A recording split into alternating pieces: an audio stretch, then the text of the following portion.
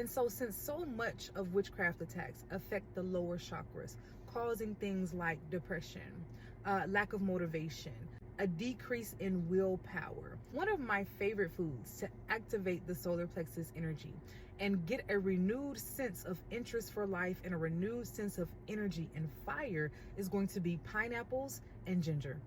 When we are talking about pineapples and we're talking about ginger and all the foods we're going to discuss here today, we are talking about them in their freshest form. Not necessarily the dried versions, not the canned versions, nothing like that. We're talking about fresh pineapple, fresh ginger. When we are thinking about attacks on the root chakra, then the best way that we can remedy this is going to be through root vegetables, especially things like your beets, because beets is one of those things that is what? Red. And the root chakra color is what? Red. If I feel ungrounded, I'm gonna have some beets. Now, my favorite, absolute favorite thing to have that I'm going to have on a daily basis no matter what is anything green. And so I am talking about spinach, I'm talking about kale, I'm talking about arugula, I'm talking about broccoli. Green foods bring the most electric charge and life into the body. And it makes sense once we think about it, because when the earth is flourishing, we see green on the leaves, we see green on the trees, the grass is green. So if you want to connect to the energy and the power of Mother Earth herself, eat your greens.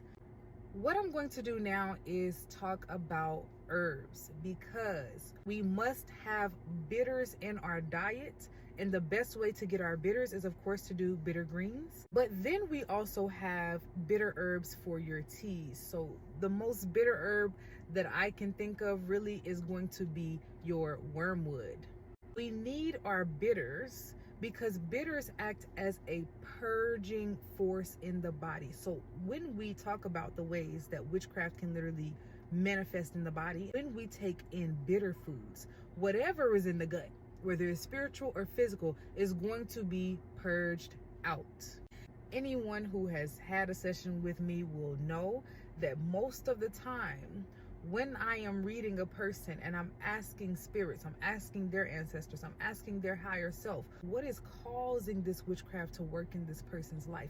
Almost 80, 70, 90% of the time, it is something that they are eating.